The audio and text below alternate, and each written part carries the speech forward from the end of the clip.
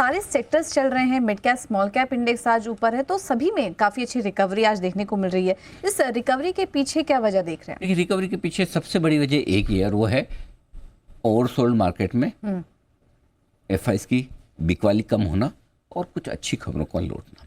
अब एक एक करके बता दें। ओवरसोल्ड मार्केट का मतलब पिछले 10 दिनों से निफ्टी लगातार नेगेटिव बंद होता दिख रहा है। निफ्टी के पैदाइश के बाद से, जब से इसका जन्म हुआ है तब से लेकर ऐसा पहली बार हुआ है कि 10 दिनों तक लगातार निफ्टी बंद हुआ हो नीचे। ठीक है, 1996 में वंस अपॉन अ टाइम ऐसा हुआ था, 29 साल पहले। तो पहली चीज़ तो ये कि ओवरसोल्ड मार्केट है और इस ओवरसोल्ड मार्केट में जाहिर सी बात है, और पिछले 19 सेशन से सिर्फ एक सेशन निफ्टी हरे निशान में बंद हुआ 30 पॉइंट, अदरवाइज लगातार लाल निशान है। तो नेचुरली ये होने है।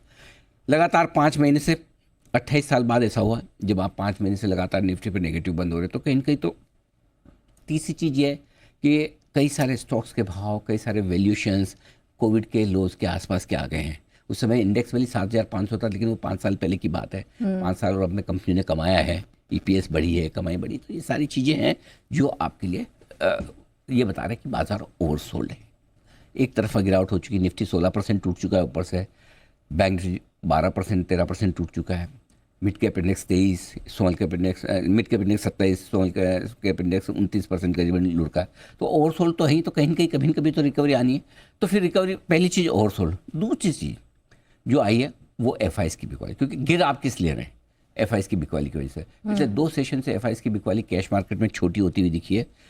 स्टॉक फ्यूचर्स दबा के कवर कर रहे हैं और सामने घरेलू फंड्स ने बहुत बड़ी खरीदारी कंपेरेटिवली की है एफआईएस की बिकवाली के मुकाबले। तो पहली बार घरेलू फंड ज़्यादा कॉन्फिडेंट नजर आ रहे हैं इन लेवल्स पे पैसा डालेंगे। और तीसरा और सबसे बड़ा कारण ग्लोबल मार्केट्स आया।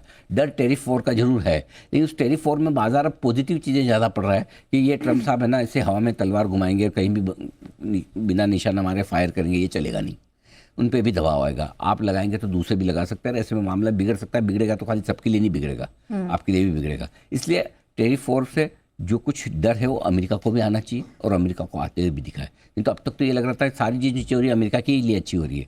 लेकिन अमेरिका का खराब हो तो सबका खराब होगा। इसलिए अगर महंगाई अमेरिका में बढ़ेगी, महंगी चीज़ें वहाँ पर होगी, तो फिर सबको दिक्कत आएगी। तो ये एक जो डर अमेरिका में बना है उसका फ़ायदा दूसरा उठा रहे हैं। कैसे? कच्चा तेल $70, बॉन्ड यील्ड 4.25%, डॉलर इंडेक्स लंबे समय बाद 106 के नीचे है, 105। ये चीज़ें ग्लोबल मार्केट्स के लिए, इमर्जिंग मार्केट्स के लिए काफ़ी अच्छी है। तो ये कुछ तीनों चीज़ों का जो संगम बना है, त्रिवेणी संगम, इसमें बाजार ने आज डुबकी लगाई है तेजी की।